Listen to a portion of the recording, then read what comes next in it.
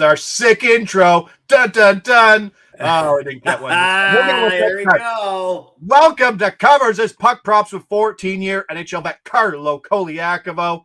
Sporting the shades, bud. Fresh up a night in the city in the loudest bar in town. Tell me about the energy at Scotiabank Arena last night. There wasn't any, so there isn't much to talk about. But I told you, you kept showing me up with these glasses. I'm like, okay, it's done. I'm not getting them to show me up anymore. I had to go find my own. I love that now I can see your computer and the reflection of your glasses. Checking those tabs. I'm checking those tabs. Winning night last night crushed the Toronto game. I mean, when you go 3 plays on each game, it's kind of like crush this one, don't do that one. Apparently, I found out that Henrique assist was a swat away from going in, which would have been a big swing. Damn. I know. It was a tough one. All right, 2 games. 2-0s going on the road. Florida, Tampa Bay. Let's start there. Sam Bennett is out. Anton Lundell moves to the second line. What changes, Carlo, happens within this series from Florida going on the road? They have a huge advantage when you have more depth at home. Yeah. Going to Tampa, what do you expect to change in this series? Matchup wise, I don't expect much to change. I think Sam Bennett being out is a huge loss for Florida because you clearly see the impact he has in a game with his physical presence. I mean, the guy scored a big goal to open up the scoring last game. He can do it all. And I think that's going to be a significant loss for Florida. Because you remember, you go back to last year against Boston, when he came back into the series, I think it was game 4, he came back into the series. That's when Florida started to really pick up their game. And you wonder how much of an impact this is going to be. I think Florida has done a good job creating some depth for themselves. But I think this is a Tampa game. I mean, Tampa could have easily won game 2 if it wasn't for Bobrovsky making that heroic Superman save. And we could be staring at a 1-1 series going into Tampa where they have all the momentum. And now it's 2-0 because Florida has an unbelievable overtime record, which is insane what they're writing. They won like 11 straight overtime games in the Stanley Cup playoffs. And I think this is going to be a game where you see a lot of Tampa Bay power plays to get them back into the series. All right. I am slightly disagreeing, but back to the Bobrovsky save. You got to give a little lack of credit to Matt Dumba on that backhand. Well, I mean, he raises it on his backhand. And he shoots it back towards the goalie. Yeah. You know? Yeah, but that's a defenseman on his backhand. Nothing against D-man. Sorry, bud. Mm-hmm. But we need... The shots haven't been there, obviously, right? And they're not going to be there. And that's why you kind of mentioned that the only path for Tampa Bay to get back in the series is on the power play. Yeah. But the shots are not there. Trying to find someone, Sports Interaction, finding the best price. Hagel, under 1.5 shots on goal. It's not a fun play. You can check the record. We don't have a lot of under 1.5s, but I need something at plus money here. The under shots. Tampa Bay just struggling to get shots on net with just 42 over the 2 games. 110 shot attempts. They're getting just 38% of their shot attempts on net. That is a big number. Florida winning the shot attempts battle heavily, 60-40, and the shots on goal differential, 60-40. Hagel's on that line too. Now we see Stamkos taking more shots, and the PP2 that's getting about a 25% blip for every 2 minutes. So there's a lot to like with Hagel here. So this is where we're going to disagree. Tampa team total under 2.5 plus 140. Plus 140 is the deciding factor here, Carlo. Okay, do I think this hits at 50%? Maybe. Maybe this wins at about 45%, but still value at plus 140. 7 straight meetings, Tampa Bay 2 or fewer goals. Bob stepped up, and Tampa Bay just 2 5-on-5 goals in the series in 6+ periods. Tampa Bay just 35 shot attempts in total in game 2. Now, back to that power play. If this game stays at 5-on-5 substantially, do you think Tampa Bay has a chance without scoring on the power play? I do. I absolutely do. I actually predicted that Tampa would win this series because I think the way they were playing down the stretch and what Vasilevsky could present, and obviously the power play for the Tampa Bay Lightning gives them an edge. I I know Florida's up 2-0, but were they that much of a better team than Tampa Bay? I mean, I know in both games, Tampa Bay got off to really, really slow starts in the first period, Ooh. but Tampa could have easily won last game, and they put themselves in a good position to almost win in game one. So now returning home, it's hard for me to really predict a series without seeing a team playing at home. And I think the way Tampa has played at home this year, not just with their record, but with their power play, number one power play in the league, Florida could get a little chippy tonight, and it could cost them. And I could easily see this game being 0-0-2 in a goaltending battle as well. But if I would have to pick a side, I would imagine that this is going to be a Tampa game. I'm going to add a play here because I honestly, bam! As I hammer the keys, as producer Mick just gets angry at me for being a loud typer. This is a big number, so let's move this one up on the team total. Works with the team total. The under six here at -105. I like that one a lot better. But that's kind of where the reasoning was the Tampa Bay team total. Tampa Bay could still win this game. I'm happy to take both of these plays. Yeah. Florida going up 2-0. They don't have to do anything today. They have to sit back. You'll see a first period like you saw in game 2 with nothing, like zeros in the shot department after like 7 minutes. Like no one's going to make a mistake. It's pivotal game 3. This is a spot where 5.5 at -110, -105 it'd probably still be in my books.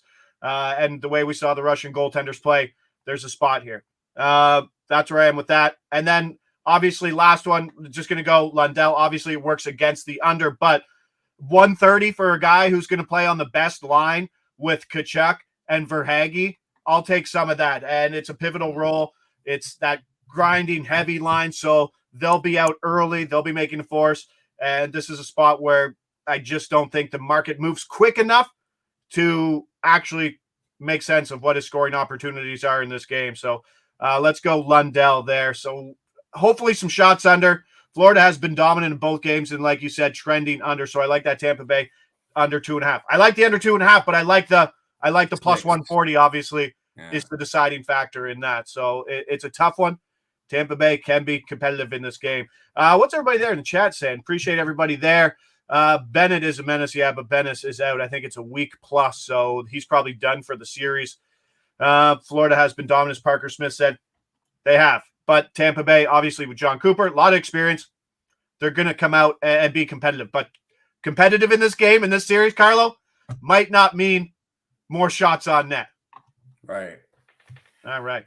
What do you expect in the Islanders game? It's Sorokin's net now. He's done. But Carolina can play that same game. Yeah. They're on the road, first road game. They really don't need to do too much, can sit back. And the shot attempts and the shots on net have just been so lopsided. Your first thing was, what is Freddie Anderson's save number? Because we should probably be looking at the under at anything under 24.5. And only because, and I know Carolina has, suffered a significant injury on the defense. Brett Pesce is going to miss the rest of the series, maybe rest of the playoffs. But Carolina makes it very, very tough in their own end. They do a great job of suppressing shots. They do a great job of exiting the zone. They do a good job of blocking shots. And the Islanders just don't do a good job of anything that would help make those things that I just talked about more difficult. Like, they're not good at creating offense. They're not good at putting shots on net. And is that a personnel issue, though? Obviously, it is. It obviously is. But a lot of it is, what Carolina presents too, right? And I think what the Islanders got caught up in last game was that they sat back. Like, they tried to protect the 3-0 lead and trust their defense and their goaltending, and it caught up to them. And again, this is a series that's shifting to the Islanders. And remember, the Islanders, as bad as they have looked, have always been a really good home team in the playoffs. That crowd can really influence, some of the energy in the game. And I expect that to happen tonight. They're trying to create their own sense of urgency by going back to Sorokin. even though I don't think Varlamov was the reason that team lost. Varlamov was actually the reason why the games stayed close in game one and gave them a chance to win in two. Just it was too much for them to overcome with the pressure that Carolina was putting on that team in the third period. So but yeah, I mean, what do you again? You could like things on the Carolina side, but what would really catch your eye on anything Islander-ish right now? No, I hear you. And Parker Smith brings a good point. Hard to take shot props with Carolina. It's hard to take shot props on teams that are that deep. You saw it with Dallas last night. I think they only put up 26, but Ben had 0. The third line as a trio, I think, had 5. When you spread things out, it's different. So I'll get to a spot here where I'm looking at plus money sports interaction. But first one spot on this is Brock Nelson under 0.5 points, minus 110. It's a solid price with minus 120s everywhere else for an Islanders team with a projected team total of around 2.3. We talked about the personnel. It's him and Kyle Palmieri, right? Like, is that really your number 2 line, throwing these two guys out? Like, great careers, right? I'm sure they're fantastic guys in the locker room, but let's not lie to ourselves. These are probably third line guys who can win battles. Now they're playing against second line guys and facing a second line on the Kuznetsov line and Svechnikov that they're probably going to be outmatched. And we've seen it before. So New York had just 6 shots on goal at 5-on-5 in game 2. That is an ugly number. And and I don't know if things change. Like, if we go the other way, if New York gets the lead again, do you think they're really going to push? Like, probably not. I that's what I mean. Like, do they have like that in their system where they can go up and add to that lead? 3 goals was pretty high for them in game 2. And hey, testament to the Islanders. Through 2 games, they're down 2-0. They've played competitively. But the scary thing is they've had 2 competitive games versus Carolina, and playing 3 is pretty tough, no? Yeah, it is, especially when you have the life sucked out of you the way that it did last game, right? That game bothered me because I got a parlay pending with a couple series to go 6 games all put together, and that was one of the series I have going 6 games, and I needed that. So but yeah, I mean, the only thing that would really inspire me Sweet light about the Islanders is, like I said, in previous years, this team has always been a really good home team in the playoffs. They really feed off of their crowd, and you wonder if that's something that they could use to change the momentum in this series. Yeah, looking at the total right now, 5.5, minus 115 to the under at Sports Interaction. If this game finishes 2-1, you're going to see a lot more juice on that under, I think. And this is a Freddie Anderson game, correct? Could be, yeah. Oh, sorry, that's was it not? Yeah, Freddie. Yeah, no. What I mean, I thought you meant like Freddie Anderson, like he steals the game. No, but this is his his rotation. Yeah, they're going to rotate, I would assume. No. They're not the Boston Bruins, so they're rotating every game. Right? Imagine. Oh God. Oh, they're going to Allmark next year. I know they're going to Allmark. I heard everybody talk. Heard your show today. Yeah. It's like the plan's already been made and you can't deviate it. No, and listen to like Duffy and like everybody at CJ just like shake their heads. Yeah. Oh, CJ talking about that short side goal. So funny. No, it's a tough shot. Just clean beat him, beat you all the time. That was just a shit goal.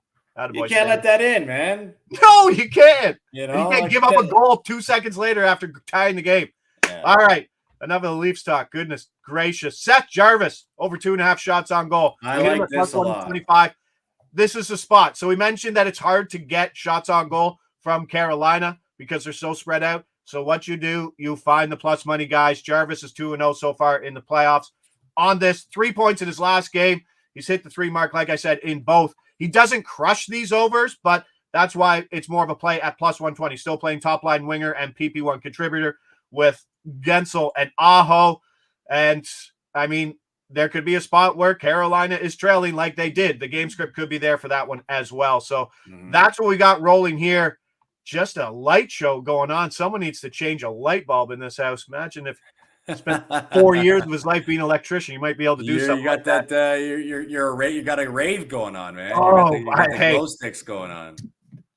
I'll show you in the background, but let's do a quick recap because the NBA bets releases with Adam and John coming up at 10:30 right after the show. We started off Brandon Hagel under 1.5 shots plus 130 in the early game. Hey, and it's nice that I don't have to stay up till 12:30 to watch hockey, which is an absolute blessing. Tampa Bay team total under 2.5 plus 140. Florida, Tampa Bay doubling up on the under 6 minus 105. Let's keep it rolling. Florida, Lundell, kind of, I don't know, counterintuitive to the unders, but plus 130 is plus 130 for a guy with a better roll coming into this game. Oh, yeah, just the Raves. I got to change this because we are going out. Brock Nelson, see you later, under 0.5 points, minus 110. Seth Jarvis, 3+ shots, plus 120. Let me get some background. What do we got? We got scenes. We got, what do you want? Candle Flash. There we go. Took me 14 years, but we got there we go. There going. Yeah. Yes. All right. Club jingles. Yeah. Me and myself here down in the old office. Let's go. That's what we got locked in. Let's keep the winners coming. It's been a fun ride in the playoffs. And like I said, the first round is the most exciting. You get your 4 games, your 3 games. Tonight, obviously 2 games, but heading into round 2, that schedule thins out, which so enjoy it while it lasts. Appreciate everybody there in the chat. As always, big thanks to producer Mick, Carlo, big shout out. I'm Josh Ingles. He's Carlo Colaiacovo. This is NHL Puck Prop presented by Sports Interaction. Lead us out, pal. We brought the heat today. Oh, God. Yes. Raising the roof. You're 4